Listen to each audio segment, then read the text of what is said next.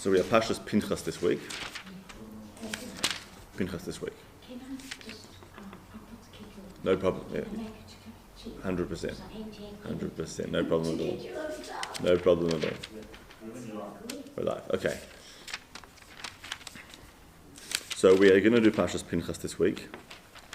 And we'll do something a little bit atypical, which is that we're going to spend a little bit of time looking at the Haftorah. So, just a bit of background to the Haftorah first. So the Haftorah, so firstly in the Art Scroll Chumashia, for those following, there is, it's on page 1190 in the stone edition of the Chumash, 1119. And the Haftorah was actually instituted at a period of time. In general, the Haftorah was instituted when they were not allowed to read from the Torah. So the various periods in history when we were banned from reading the Torah, and to sort of keep the tradition of reading something on a weekly basis, and also to try and thematically remind us of the theme of the parasha, the rabbis instituted the concept of the Haftorah, reading from the Nevi'im, from the prophets, to try and capture the essential theme of the parasha and have some weekly reading, although we were not allowed to read from the Torah for a particular period of history. So the Haftorah of Pinchas, I'm just conscious of waiting for that one woman to come back with the tea. But we are introduced, also, so even before we start the Haftorah, just to the background to the Haftorah is the Parshas Pinchas has really three or four main topics. So the first topic is the opening words of the parasha, Pinchas, which really the episode of Pinchas occurred in the parasha last week, where there's this plague that begins because the Moabite women have entered the Jewish camp, and Zimri, who is the prince, the Nasi of Shevet Shimon, takes one of these Moabite women into his tent. She's actually a princess, and then Pinchas, in his act of zealotry, kills them both, which ends the plague. And in the beginning of this week's parasha, where we start, is with the people complaining about Pinchas and saying, what right did he have to perform this act of zealotry? And so that's the introduction to the parasha. Then in terms of the next things that happen, so we then describe the counting of the Jewish people. So after we first mentioned Pinchas, we trace him back to Aaron HaKohen. And Rashi points out the reason why we trace Pinchas' lineage back to Aaron HaKohen is to say, although that he's been accused of this act of zealotry, which could be a violent streak, it goes back to Aaron HaKohen, who was a man of peace and love, and therefore Hashem is siding with Pinchas and saying, no, really, Pinchas is a man of peace and love. We then have the section talking about the counting of the Jewish people. We once again count the Jewish people based on each tribe, counting their numbers and tallying the total of the Jewish people. We then have the episode, which we'll deal with as well, of the daughters of Tzalafchad asking for a share in the land of Israel. And then finally we talk about the different festivals as well, and the different sacrifices brought on the festivals. And often on the festivals we will read from the section of Pinchas that describe the offerings of the festivals. So that sort of is more or less a synopsis of the parasha. And we'll start off with, as the main topic, looking a little bit at the Haftorah of the parasha, which, like I said, links to the theme of the parasha with the beginning of Pinchas. And so this concept that Chazal, that the rabbis enumerate, that Pinchas and Eliyahu Hanavi, Elijah the prophet, are somehow connected in a very deep way. So this concept, I guess you could say, of reincarnations, but without getting into that whole mystical topic of reincarnations, you could say that at the root of their soul, their core mission in this world, they had a shared core mission. So the rabbis have identified there was some mission in common between these two great leaders of the Jewish people, Pinchas, who was a zealot, and then we find that Eliyahu Hanavi, who we know famously Elijah is always invoked in terms of he will herald the coming of the Messiah, of the Mashiach, but Eliyahu Hanavi is also known as a zealot. And so the Haftorah has a fascinating story, which I'll just give you the brief overview of the Haftorah and the storyline behind the Haftorah. So Eliyahu Hanavi, there's two famous Haftorahs about Eliyahu Hanavi. So one is the Parshas Pinchas, which actually, interestingly, we usually do not read. And the reason we usually don't read it is because Parshas Pinchas generally falls out during the 3 weeks of mourning for the Beit HaMikdash. And during that 3-week period, there's a special Haftorah we read describing the destruction of the the temple and the sad things that will happen to the Jewish people. And so often we replace Parshas Pinchas, the Haftorah, with the Haftorah of Parshas Matos, which is more of the thematically connected idea of the 3 weeks. So Parshas Pinchas often is not read. In fact, this year in Israel it was read. But anyway, the theme will follow it on from the Parsha or the Haftorah of Kitissa. In Kitissa, what happens is that Eliyahu Hanavi famously challenges these prophets of Baal. So Baal is this idol that is very prevalent idol worship of Baal in Israel. And Eliyahu challenges them to a korban contest, if you like. And the context there was they came up to Har Carmel and they said, let's both build altars to sacrifice to our gods, respectively. So these pagan worshippers of Baal came with the sacrifice, trying to pray to Baal to bring this fire down from heaven, which of course it didn't come. And then Eliyahu prays to God to bring down fire from heaven to consume his korban, his sacrifice. And the fire comes down from heaven, and there are these famous words which we say at the conclusion of Yom Kippur, that once everyone realizes that Hashem is the true God, they say, Hashem hu ha'elokim, Hashem hu ha'elokim. They say that God is the true God. And those words which come about because people are inspired by this revelation that Eliyahu was invoked on Har Carmel, proving or disproving these false prophets of Baal, they become the key words of the conclusion of Yom Kippur, where in this state of divine clarity, you could say, at the end of Yom Kippur, we acknowledge that God is the true God. And that is the Haftorah from Parshas Kitissa. That's the background to this story.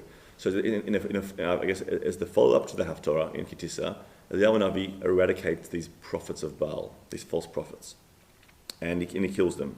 And at the time in Israel, there's this very wicked king called Achav, who marries this very evil woman called Izebel, or Jezebel. And they don't like Eliyahu Hanavi at all.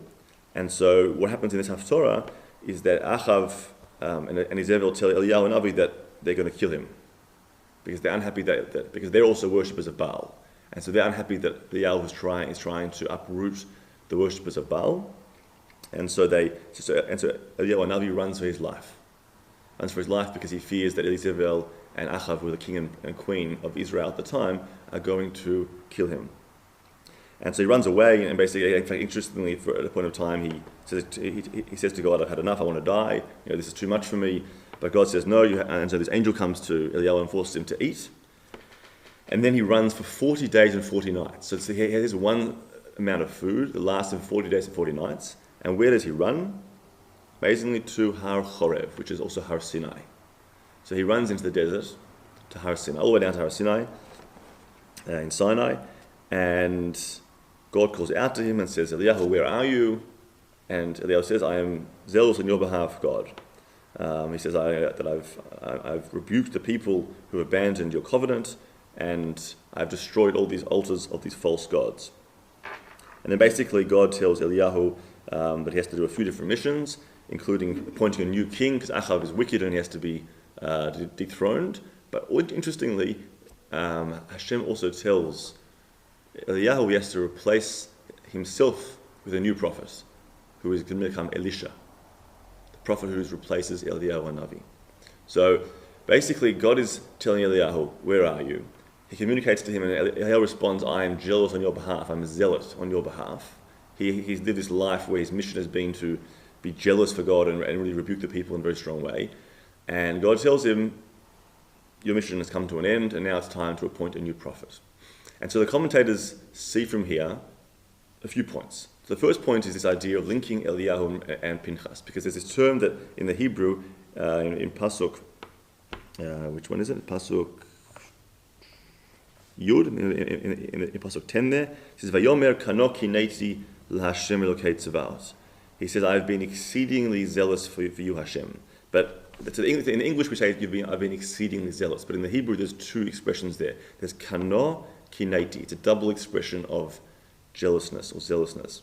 And the Midrash links that to this double act of zealotry, being Pinchas in our parsha, who then is somehow reincarnated, or there's a similar trend and life mission of Eliyahu in the Haftorah. So there's double jealousy. There's Kano, Kineti, Pinchas, and Eliyahu. And we find this fascinating midrash. So there's this very early source called Pirkei de Rabbi Eliezer.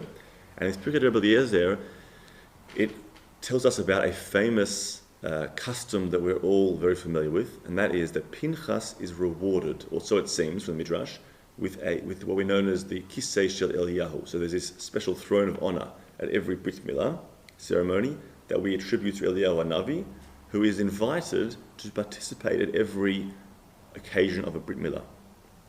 And it would seem from this Midrash that there's actually a reward for Eliyahu Hanavi, that because he has been always jealous on God's behalf and tried to bring them back to their faith and to keep them strong in their observance of Torah and mitzvot, one of his rewards is that he is invited to participate at every Brit Milah. But there is actually a different view in terms of whether or not this was a reward or a punishment, perhaps, to be invited to the Brit Milah. So the reward we understand, Eliyahu you could say, is a faithful servant of God. He's trying to always encourage people to do Torah and mitzvot, and so he's invited as a result to every Brit Milah. What's the other view, or how do we understand the other perspective, that perhaps coming and being invited to the Brit Milah is not necessarily a reward? So the Mechilta, which is also one of the famous Midrashim, in Parshat, referring to the Sefer Shemot. So there in the very opening section, it describes 3 different types of prophets, of Nevi'im. And it says one category of prophet claims the honor of the Father and the Son, meaning God and the Jewish people. Who is that prophet? It says Yirmiyahu Hanavi. So Yirmiyahu Hanavi, he is deemed to, Jeremiah, he is deemed to be concerned about God's honor and the honor of the Jewish people. It says there's another category of prophet. Who's that? That is a prophet who's concerned only with the honor of the Father, of God. The Midrash says, who is that? That is Eliyahu Hanavi. Eliyahu Hanavi is a zealot, and he's constantly reprimanding the Jewish people and critiquing the Jewish people to God and saying they're not living up to the standards you have set for them. That's Eliyahu, Elijah. And then you have the third category is one who's interested in the honor of the son of the Jewish people, and that is fascinatingly Moshe Rabbeinu, Moses, and Yonah Hanavi, Jonah. So we'll ignore Yirmiyahu for the moment, for Jeremiah, but the third category, just for a second to consider, so Yonah Hanavi, Jonah the prophet, we read his story on Yom Kippur. At Mincha, we read the story of Yonah. And what happens with Yonah is that God commands Yonah to go to Nineveh. So Nineveh is this big city, a non-Jewish city, and God tells him to tell them to do teshuvah, to repent. And Yonah runs away. So it's this whole story, we know from the whole story described there, we say he goes on the boat, and there's these turbulent waters, and they throw him overboard, and he's swallowed by the fish, and the fish spits him out, and that's the whole story there. But in essence, why is Yonah running away? What's he afraid of? So according to many commentators, he's afraid of the people of Nineveh listening to his prophecy. And why is he concerned about them listening? Seemingly that would be great, fantastic. People listen to the prophet's word, they repent, they return to God. That would be a good thing. He says no, because Yonah's concern was the Jewish people were in a sinful state. And so if this non-Jewish city listens to Yonah and the Jews themselves don't listen to Yonah, that would be a tremendous indictment of the Jewish people. That this large metropolis of non-Jews heed the word of the Jewish prophet that the Jews themselves are not listening to. So Yonah was concerned that this would actually be a negative indictment of the Jewish people, and so as a result, Yonah runs away, doesn't want to give the prophecy. So part of the concept there, he wants to flee Israel because there's this notion that a prophet is only able to receive prophecy in Israel, so he wants to run away and avoid his prophecy, because really out of a very noble concern for the welfare of the Jewish people. So that is Yonah Hanavi. Interestingly, by contrast, the other example of a prophet who is concerned for the welfare of the Jewish people exclusively is Moshe Rabbeinu. We know that Moshe Rabbeinu, Moses, tells God that if you wipe out the Jewish people, erase me from your book. But what's interesting to note is that Moshe, whereas Yonah is criticized for running away and avoiding his prophecy, Moshe is praised as being the greatest prophet. So you could suggest perhaps the difference is that with Yonah, although he has very altruistic goals, he's trying to defend the honor of the Jewish people and does not want the Jews to be indicted, in contrast to the repentance of this non-Jewish city, Nineveh, but he's doing it at the expense of the people of Nineveh. So by him withholding his prophecy and stopping the people of Nineveh doing tshuva, by repenting, by him not going and conveying the prophecy, he is potentially indicting an entire city who will do teshuvah, and in fact do end up doing teshuvah. So there's a cost to his concern for looking out for the welfare of the Jewish people, and therefore he's told by God, you must go and deliver the prophecy. Whereas with Moshe Rabbeinu's issue, he's only trying to defend the welfare of the Jewish people at no cost to anyone else other than himself, perhaps, and therefore he is said to be a good prophet. But anyway, so that's this midrash again has three categories. There are those prophets who are looking out for the honor of the Father and the Son, God and the Jewish people. That is Yirmiyahu Hanavi, Jeremiah. Then you have those prophets who are looking out for the interest of only the Father, of God only, and that is Eliyahu Hanavi, Elijah. And then you have, we said just now, those who are interested in defending the honor of the Jewish people, of the Son, which is Jonah, and Moshe, Moses. So coming back to Eliyahu, the Midrash says that Eliyahu, as we mentioned, is criticized for being so zealot, or such a zealot for God's sake only, and not defending the honor of the Jewish people. And as such, he is told that he has to step down and appoint Elisha as his successor. So the Rav David ben Zimra, was one of the very early Achronim, lived in I think the early 15th century. So he makes a fascinating observation about the story of our Haftorah in light of what we just said now. So we mentioned in terms of the storyline, Eliyahu Navi has eradicated and killed a whole of these false prophets of Baal. The king Achav and Jezebel, they are upset at Eliyahu. In fact, they tell him that they are going to have him killed. Eliyahu Navi runs away. He is fed by this angel some food. He then runs for 40 days and 40 nights without any food. And where does he run to?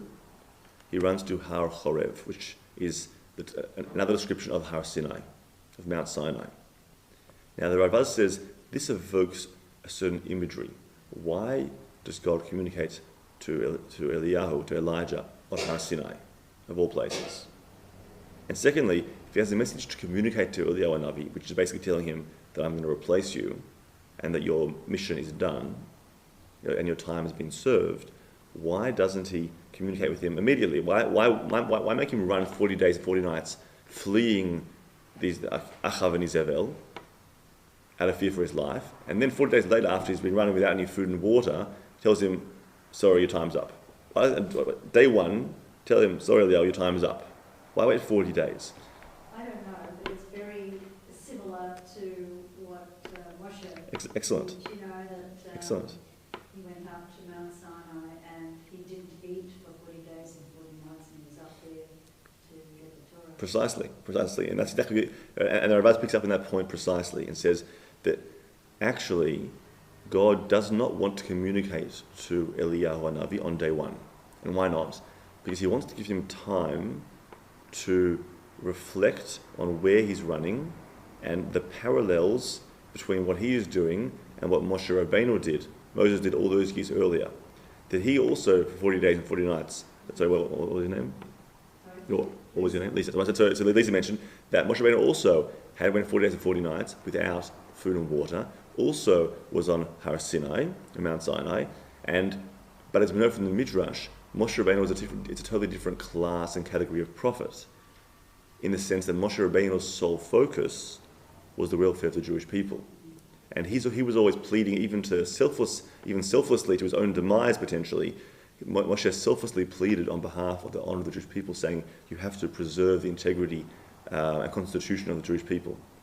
Whereas Eliyahu Hanavi was constantly criticizing the Jewish people and being zealous on God's behalf.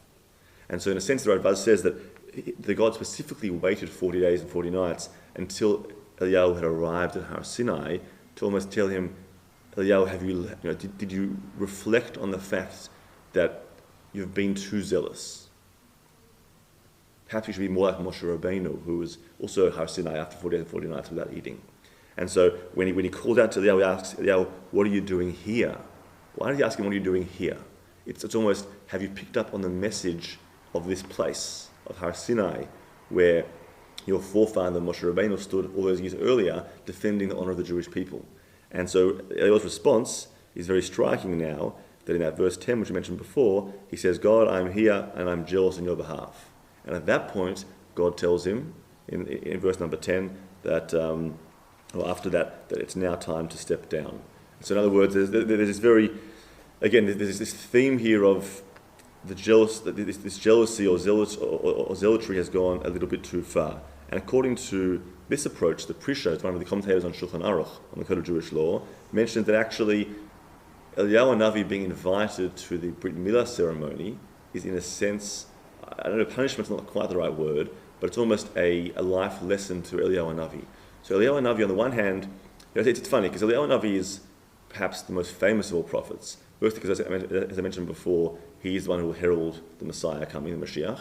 But also Eliyahu Navi, as is described in Sefer Malachim, in the prophets there, Eliyahu Navi goes up to heaven on this fiery chariot and doesn't die, so to speak. He goes up to heaven alive, almost. And so on the one hand, Eliyahu Navi seems to be this category of prophet really all on his own. It seems to be very good. On the other hand, he also is being critiqued here at the same time. And so you could say that there's obviously elements both ways. In the sense that Eliyahu Navi obviously has certain virtues in that he's so concerned for the enforcement of God's will and his commandments. But at the same time, there's a sense that God is more patient than human beings are. And God lives much longer than human beings. So for Eliyahu Navi, he had a very limited lifespan, you could say. And in his limited lifespan, he saw a lot of sinful behavior. And so he was very frustrated with that and was trying to repair that. But God's almost telling him that when you come to the Brit Milah and you see Jewish continuity throughout the generations, so then you see the Jewish people have lasted the test of time.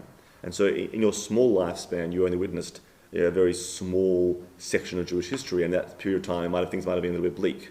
But if you come to every Brit Milah throughout the ages, you'll see that actually God's faith in the Jewish people is worthwhile, because throughout the ages, there has been this continuity that we have throughout the generations. We have always come back to at least this very basic ceremony of the Brit Milah, where we have this rite of passage of our children. So that's just a fascinating consideration in terms of the Navi and the Haftorah as it links to our parasha.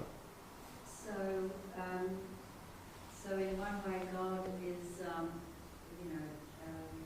is positive about zealotry, but on the other hand, it's also going too far.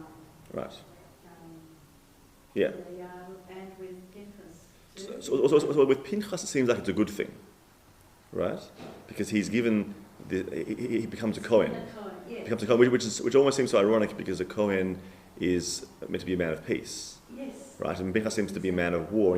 We find with King David, who wanted to build the temple, that he is not allowed by God to build the temple. His son Solomon, Shlomo Melech, built the temple because God says you have too much blood on your hand, and my house is a house of peace. So it's interesting. On the one hand, you see with that analogy, he's not allowed to build the Beit HaMikdash, which is because that the war and the peace don't go hand in hand. Whereas Pinchas' act of zealotry is certainly put on a pedestal with Pinchas. But with Eliyahu, it goes too far. And you could see, based on the next thing we're going to say, that it might depend on the context of the era in which the zealotry takes place and what period of history we're in. Because, I guess, that's sort of leading on to the next point, we'll look at something very interesting about the Parshas Pinchas. So is that sort of okay? So if we go back to the parasha, that's on page 876, or actually 878. So we then, after, again, mentioning that Pinchas is praised by God for his act of zealotry, as we mentioned, and then they're told to wage war with the Midianites, who have caused them a lot of suffering and pain. We then have the census. So we have another national census. As I mentioned at the beginning, we count all the Jewish people based on their tribes. Now, what's interesting is, what is the name of the book of the Torah we are in? It's in Numbers, exactly. So, interestingly, and that's actually very good that you say that in English, because in the Hebrew we call it Bamidbar, right? Now, Bamidbar means in the desert. So, the reason why we chose that name is because of basically the first word that's unique to this book of the Torah. So, Bamidbar is the first, other than saying God spoke to Moses, Bamidbar is the first unique word in this book. So, we have Bereshit, Shemot, Vayikra, Bamidbar, and Devarim. So, those are pretty much, they're not particularly unique descriptions, they're just the first word of that book, which is not particularly descriptive in terms of the nature of the book. Whereas, as you mentioned before, the term in English is numbers. In fact, the English terms, you have almost a much more characteristic of the names. So you have Genesis, which is about creation. The rabbis also call Bereshit the book of Yetzirah, of creation, like Genesis. You then have Shemot, which is Exodus, and that's really, Exodus is a much better word than Shemot. Shemot just means the names. Names is not really characteristic. It's the first word that's unique to that book. Exodus is really the theme of the book. Then you have Vayikra, is Leviticus, it's all about the Levites, or at least the temple and the service in the temple, and this is called Numbers. So why is it Numbers? And in fact, also in the Hebrew, it's called Sefer HaPekudim, again, of census. So the question is, while we understand the first three books, their names are characteristic of the essence of the book. So there's the creation, that's Bereshit is the creation of the world. Then you then have Exodus is very much the theme of the second book. Leviticus, the whole temple worship is very much characteristic of the third book. Why is the census so unique or so descriptive of the characteristic of this fourth book? And to embolden the question, or to increase the question, if we consider that, if I were to ask you, I assume everyone here is a regular attendee of the Shir here Tuesday mornings, and you hear a weekly discussion of the Parsha, how would you describe the main themes of this book of the Torah, of Numbers? What are the major stories that come up? So we have Korach, right? We have the rebellion with Korach. We have the hitting of the rock in last week's Parsha. We have the episode with Bilam. We have them complaining about not having enough meat and food, complaining about the man. There's a lot of very fundamental stories that take place. You almost ask that the census is almost incidental to the key stories and key themes of this book.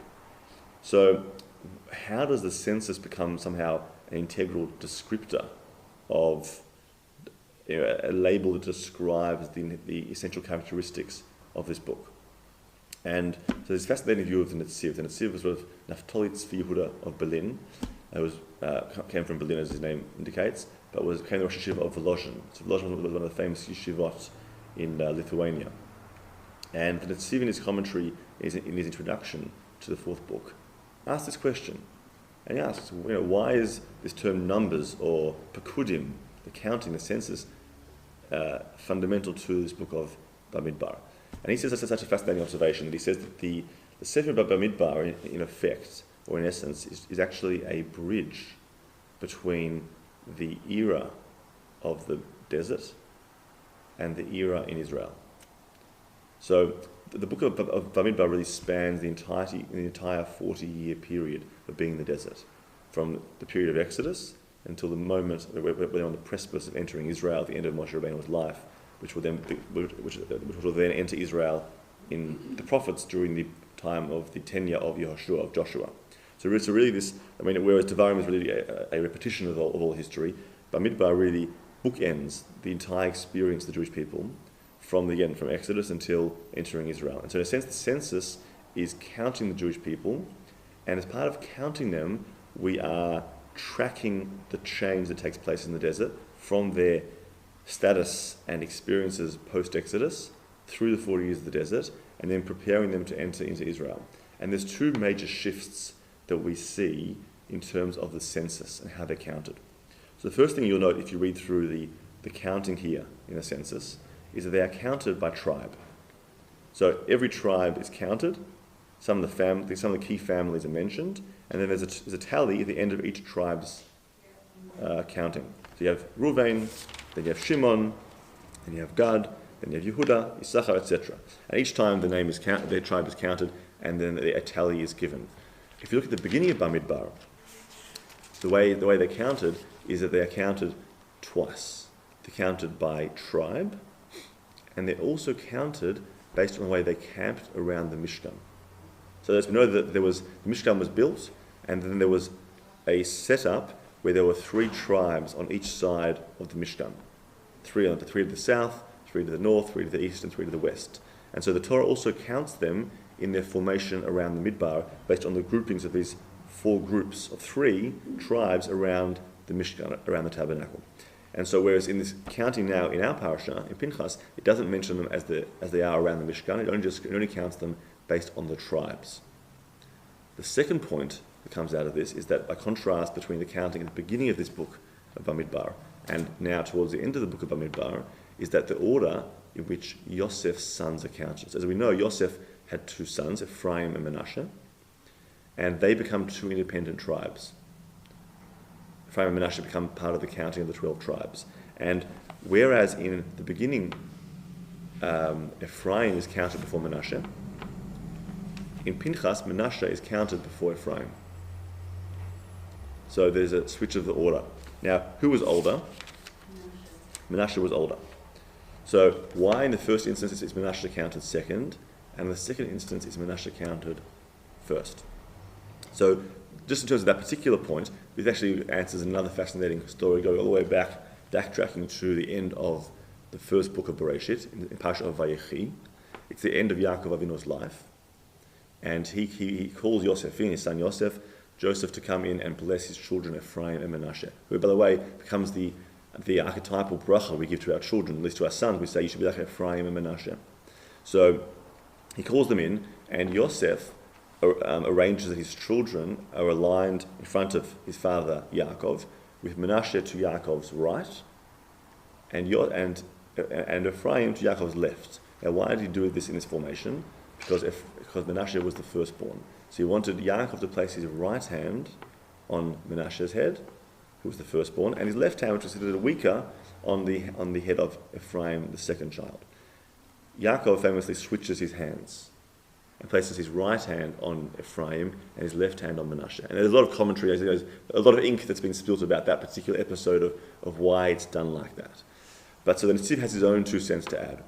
And before he answers the question, he has 2 questions. The way he phrases his questions are as follows. If Yaakov has a different agenda to his son Yosef, and he wants to bless Ephraim with his right hand rather than his left hand, why doesn't he ask his son Yosef to switch them round? That's our question number 1. Why switch his hands? Just tell Yosef, I'm not happy with this, I disagree with you. For whatever reason, I believe Ephraim should get my right hand for the blessing. Ask Yosef, please switch them. Why does he switch his hands? Switch the sons. That's question number 1. Question number 2 is the way the verse describes the switching of the hand. It says he switched his hands because Manasseh was the firstborn.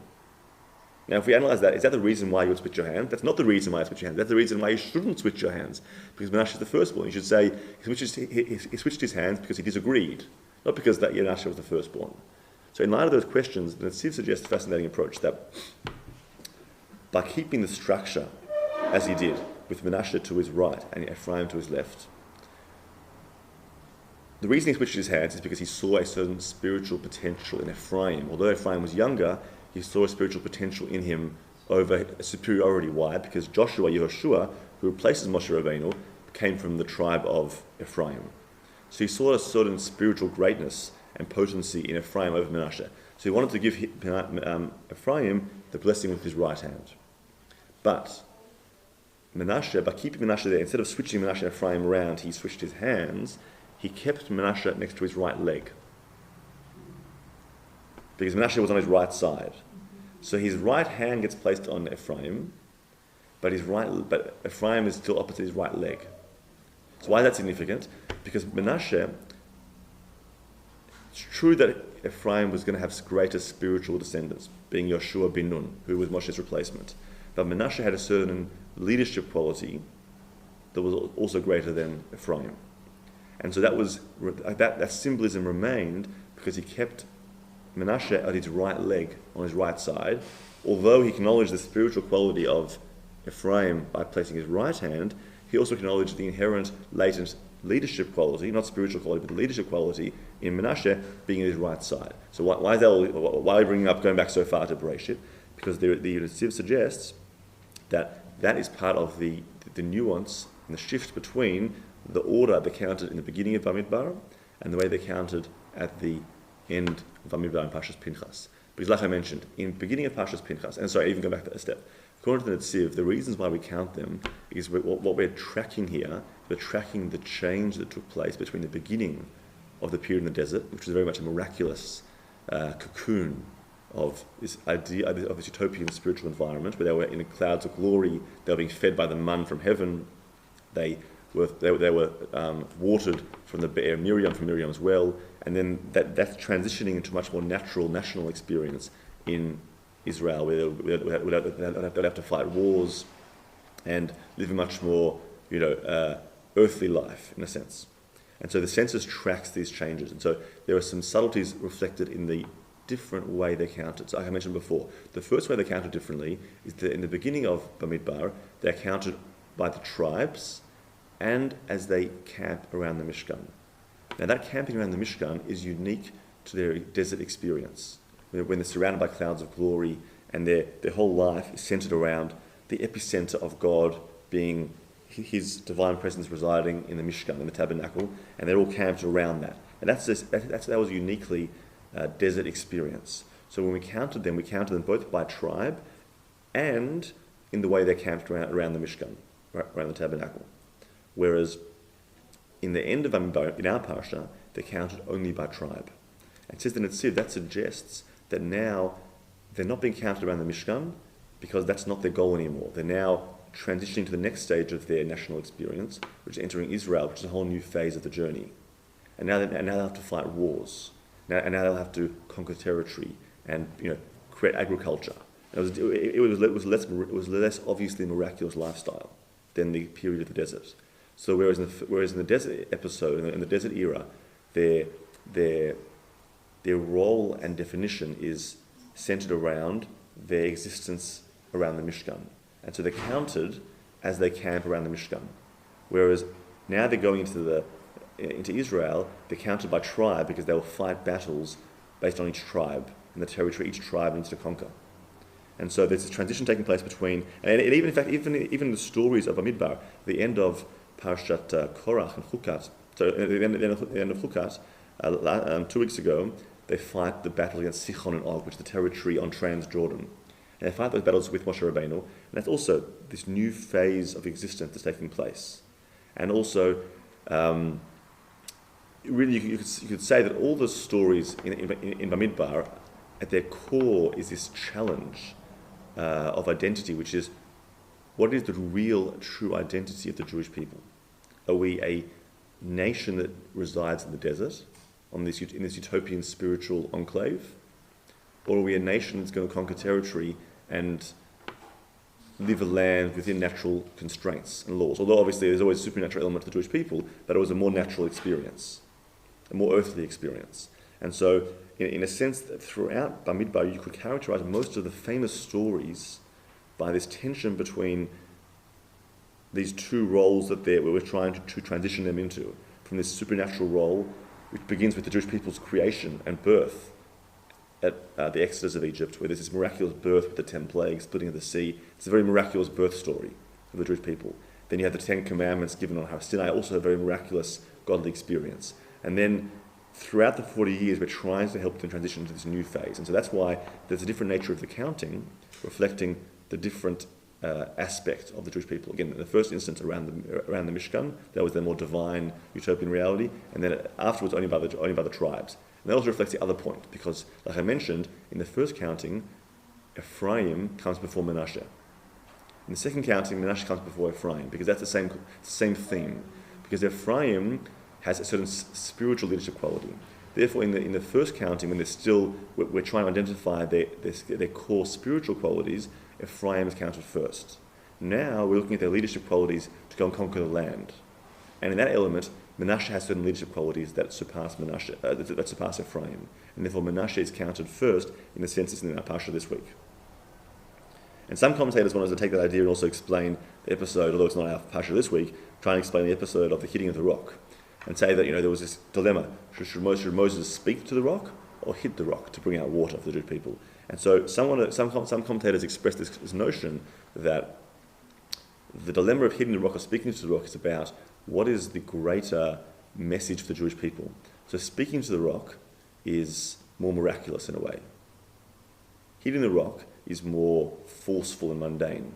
And so there was this question of what stage were the Jewish people at? Were they still on this level where the best message was going to be this miraculous extraction of water through speech, or was it going to be through hitting the rock with a stick, showing more of their active role in the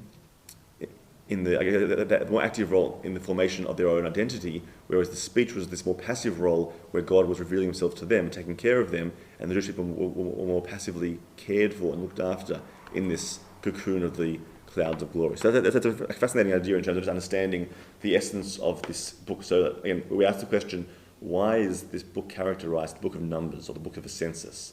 And we asked that really the core themes of this book are not about counting, almost incidental to the book. So again, we quoted the Netziv, Rabbi Naftali Tzvi Yehuda of Berlin, who suggested that the theme is the transition between these two periods of Jewish identity, and that the census tracks the shift between these themes, and that actually, if we look through all the different episodes in this book, we can link them somehow to this struggle between these two periods of transition, between this utopian reality, the spiritual nation who is taken out of Egypt, and this nation that will become a different nation, but in some ways another nation living in their own land in Israel. So that's this journey that's taking place throughout this book of Bamidbar, and that is earmarked by these two censuses throughout the book. So that's the next point. And then perhaps just sort of go back to your question you said before, so we can say that the Pinchas's act of zealotry was, in God's eyes, a good thing, because it's almost as though God wanted them to be on a higher spiritual plane, and Moshe is trying to prepare them for the next phase. It's almost as though there's two different clocks here, God's clock and the Jewish people's clock, and not exactly in sync. So some of the tensions in this book is like this tension between, are we ready to transition to Israel phase or not? And so the clock's always different. So with the Meraglim, with the spies, the Jewish people are not ready to go yet, whereas God says just go into the land. And so they end up wandering for 40 years instead of going in straight away. So there's this tension between these 2 points, and perhaps Pinchas's act of zealotry in God's mind is a good idea, because in our society today, it's considered an act of violence. But in this era of the desert, where there was a very different set of rules, it was an era where they were provided food from heaven, the man, and they were given water from Miriam's well. It was a very different spiritual plane. So when someone breached God's law instead of flagrant public display of disregard for God's law, to have that person removed from the camp was a healthy thing. In our more normative society, it's considered a very violent thing. And so you could say that the tribes saw Pinchas's behavior as very violent and critical, because they were ready to sort of move on to Israel. Whereas in God's perspective, it was an act of kindness to preserve. If you sort of consider it like a cell that becomes mutated or a cell that becomes diseased, the greatest kindness that a doctor can do is to remove that cancerous cell. So in a sense, from God's perspective, that it's still in this ideal mode. Zimri represents a cancerous cell in the Jewish people. It's healthy that there has to be some kind of incision made to remove that cell, whereas the Jewish people's perspective was more active violence. Perhaps you could say those are two perspectives there. Whereas if we go forward, turn the clock forward to Eliyahu Hanavi, to the prophet, they're already in Israel, they're already settled there. It's a different mode of living. When he acts as a zealot, criticizing the Jewish people all the time, it's a little bit, perhaps, it's hard to say the word inappropriate because he was obviously a prophet, but it wasn't the ideal in terms of what God wanted. God was looking for the people to be supported and encouraged more than criticized and dealt with in a harsh way in some way. So that's perhaps just to consider, I guess, the context of his acts of zealotry. Was it in the desert when they were more of a utopian reality, or was it in Israel when they were living a more earthly, mundane reality, and different perspectives and different modes of operation are more appropriate in different times and contexts. So that's again. So we've looked at the Haftarah, looking at Eliyahu Hanavi, largely the prophet. We try to have a very deep understanding of really the whole book of Bamidbar, but through the lenses of this idea of the census. And one final point, just to end off the shiur today, is looking at the daughters of Tzlafchad. So in Revi, in the 4th Torah reading of the Parsha this week, which is on page 808. Sorry, 1 second. Yeah, I remember the wrong Parsha. Sorry, 1 second. That's not. It's on page 886. Sorry.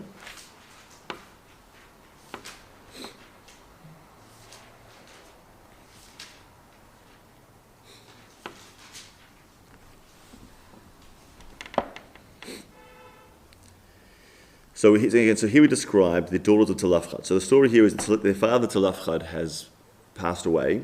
Now we're not told why he passed away, but there are some commentaries as to why he passed away. But in essence, their claim is that at that time the inheritance of Israel was to be portioned in a patrilineal way, in the sense that it would look at the father of the family, and the father would inherit land in Israel, and then the family would subdivide that plot.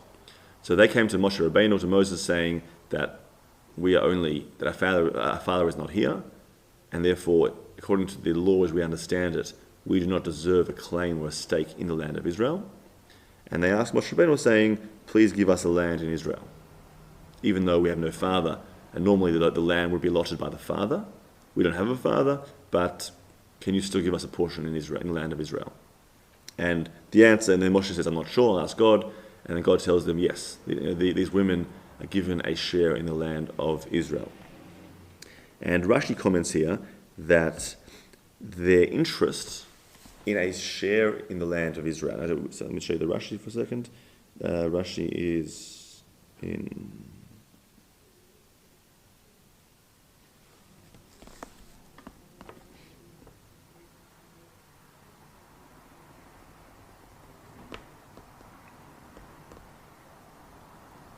Second.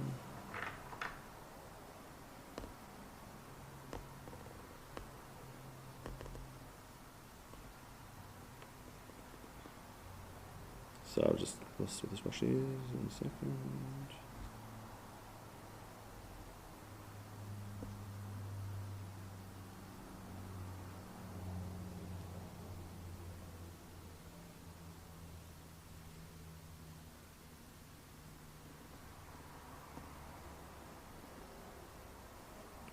So I guess Rashi says that, but Rashi does comment in this section here that their desire for a share in the land of Israel wasn't for the monetary claim, it was because they desired to be connected to the land of Israel. And it's interesting to contrast this with the Meraglim, with the spies, where the Meraglim are described in Tehillim, in Psalms, as despising the land of Israel. And it says that, that part of what they saw, as described in the Torah, in Parshas Shalach, was they saw a land consuming its inhabitants.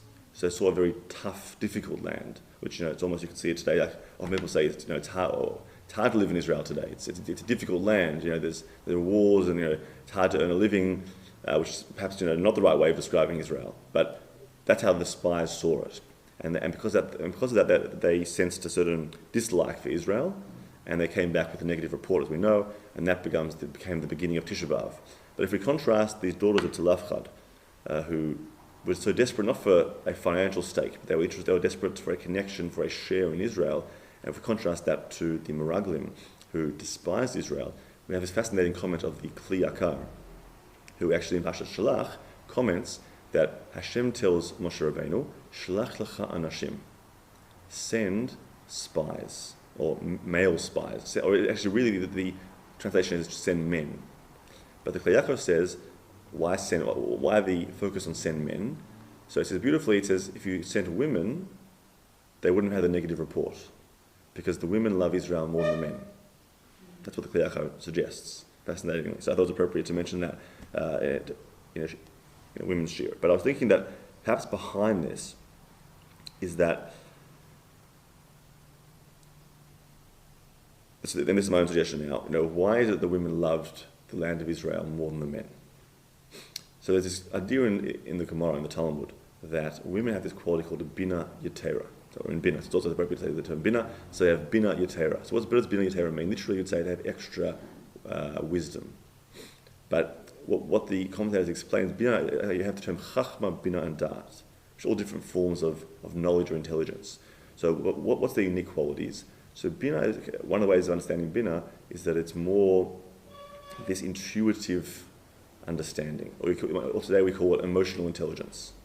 And so women generally are endowed with this emotional intelligence more than men.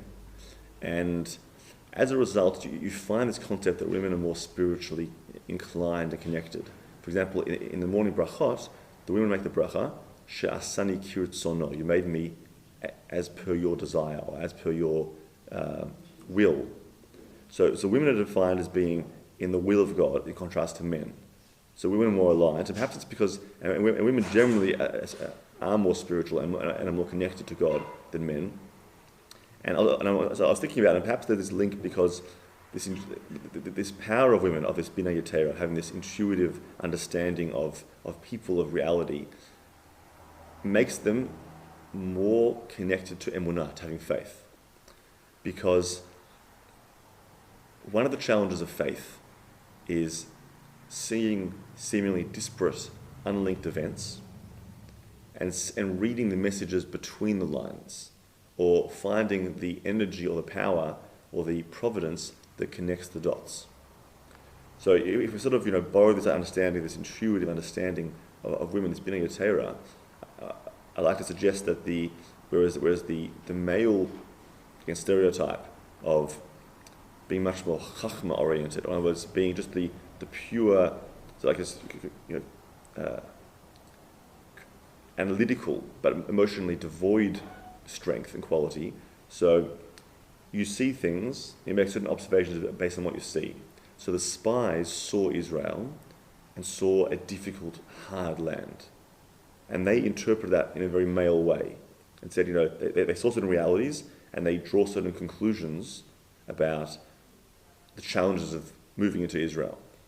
And those conclusions they had were in contradiction to the promise God had given them, that it was actually a very good land. So they weren't able to bridge this promise and the faith they should have had in God's promise of being in a good land. In other words, they couldn't bridge their knowledge with what they saw, which they saw a difficult land. So there was this gap between their knowledge and what they felt, in a sense. And as the Kotzker once said, the greatest distance in the world is the distance between the mind and the heart. And they couldn't bridge that gap between what they felt, which was difficult, and what they saw as being, what they knew to be promised from God as being something very good. Whereas the women had this power of intuition, of linking those points. And so they wouldn't have seen, that they might have seen difficult land, but they would have seen it through the lenses of what God had promised them. They would have seen between the lines and said, God's doing this, why is he doing this? And so the commentators explain one of the reasons why people were dying when they were there was actually a favour, a gift from God, that there should be a distraction, that the locals shouldn't see there being spies. So there was all these funerals going on, and the locals wouldn't be, they'd almost be oblivious to these spies in their midst. Whereas if everything was calm and peaceful, they would wonder, who are these people who we haven't seen for a while? What are they doing here? Maybe they're spies. So God was really doing them a favour by making all these funerals taking place when they were in Israel and seeing this tough land. But the men didn't see between the lines. They just saw what they saw. So I think perhaps we say the women's Bina Yotera, this intuitive emotional intelligence, would have allowed them to see between the lines and see the promise of God between the lines, which was that it's a very, very good land. It was Tova ha'aretz me'od me'od. They had an ulterior motive, didn't they? That's true as well. That's true as well. They didn't want to go and work the land. They wanted to stay in the desert. Which is also the man's ego. Like the man's inclination towards ego much more than women. So again, I think there's a few sort of points here in Parsha really expressing the virtue of the Jewish woman. Again, is captured here again in a different context of the daughters of Tzalafchad looking for a share in the land, like that spiritual yearning for a share in the land of Israel.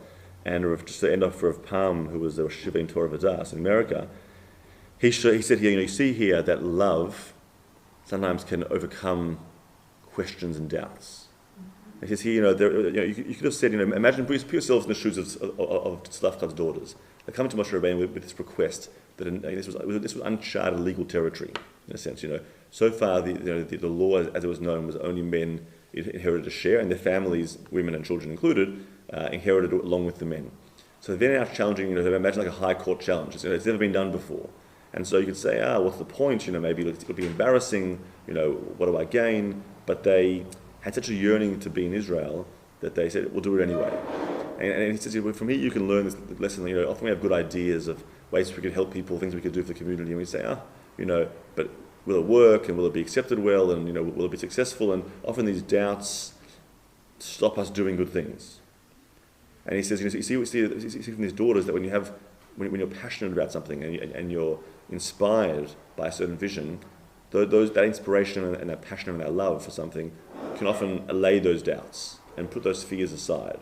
And so he says, so we have to take a lesson from these women that if we have a good idea, we shouldn't be afraid of, will people like our idea, or will people be receptive to our idea? We should, if we have a good idea and we're passionate about it, that passion, and inspiration can allow us to carry through our dream and realize our inspiration. And we shouldn't be concerned with our fears or worries about how people will perceive our actions. So that's just a few thoughts about the parasha. Thank you very much. Thank you.